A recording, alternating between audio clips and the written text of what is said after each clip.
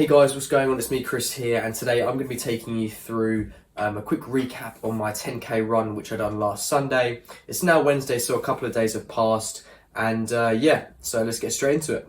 So this is the first running event that I've done. Really happy with the event overall and how it went. So just to kind of kick things off with the night before, I felt absolutely horrific. I mean, trust me, to get like a really shitty like cold, borderline virus, not virus, I got a cold the day before and felt absolutely shit. And then the morning, I felt absolutely awful. And then about an hour before I had to leave, I thought, right, just need to get out of bed. So I got out of bed, had a coffee, and kind of just pushed my way through it. Once I was there, had a bit of fluid going through me, warmed up and that, I wasn't too bad. Didn't really feel myself at all, but happy, I pushed through it. I didn't feel great though for the coming days after that, Monday and Tuesday. But, is what it is. I'm happy. I pushed through it and got my first 10k done. So yeah, came like third or fourth place, something like that. Overall, really happy with that. I mean, it's only a charity run, but there were some pretty top end trail runners in there. So I'm happy where I came. I really was pushing it though. That was literally giving it everything. I think my like average heart rate was like 160. I think I peaked at like 188, 189 heart rate. My average pace was 7:54, I think, minute and mile pace, which for a trail run's fucking fast. I was really happy with that. So yeah, that's good.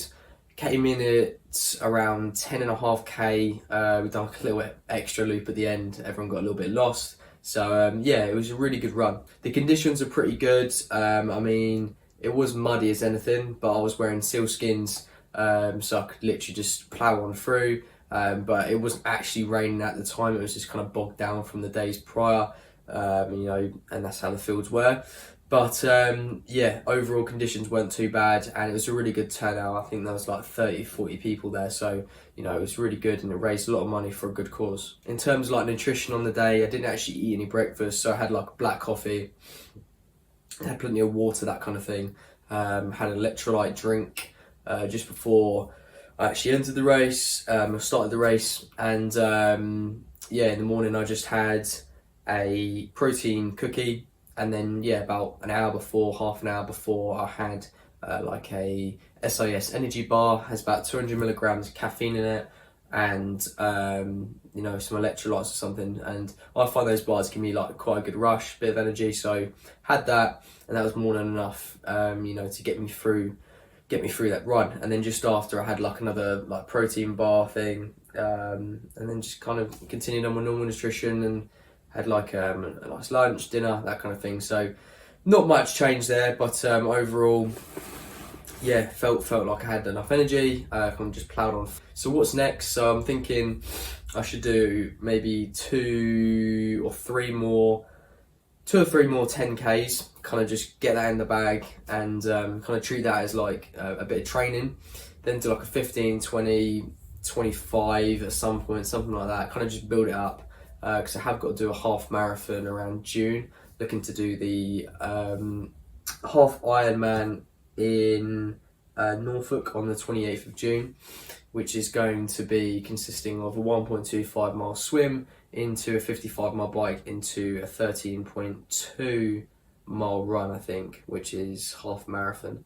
I might be slightly out there, but those are pretty spot on in terms of what you have to do distance wise.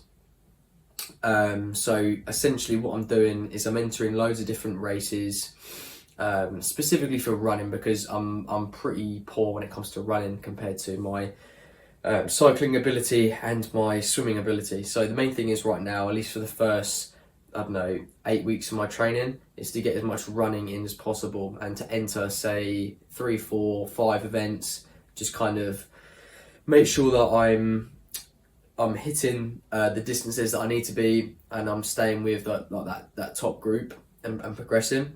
So yeah, it'll be nice to like get to a position where I can just go on an easy like 5 mile run and not like feel like crap, because then now if I go anything over like 3 miles, I do feel like shit. I mean, I pushed myself to 7 miles for for this like 10k the other day. But that was giving it some, and that was only because I was training and running with other people. If I'm training on my own, I just can't push myself to that extent, especially with running for some reason. And the same applies to really cycling. You know, I find it a lot easier when I'm training with someone else, and definitely when someone's better than you and you're kind of having to like keep on their wheel and you haven't really got a choice, or you're in like a sport heath or something like that, definitely pushes you more. So I think treating like local events, sportifs and that kind of thing as part of your training is definitely a good way to go, at least for myself, and that's what I'm going to continue to do leading up to my half Ironman.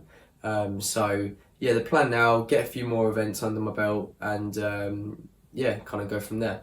What I'll be doing is I'll be videoing some of the stuff I'll be doing, like training wise now. So got myself a GoPro Hero 8 with a lot of the mounts and all that. So that's coming soon. So I'll be able to record all my mountain biking stuff, which will be epic. Road cycling, running.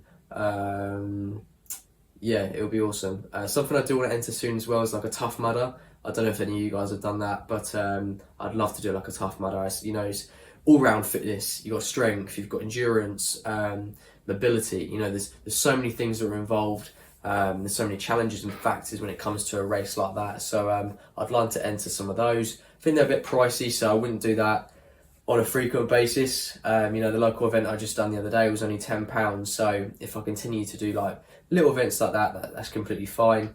But I'm not going to fork out 60 quid every couple of weeks to train by doing like Tough Mudders and that kind of thing. But yeah, so I'll be keeping you guys along on the journey. Any questions or anything, drop in the comment section below. Thanks for listening, and I'll catch up with you guys later.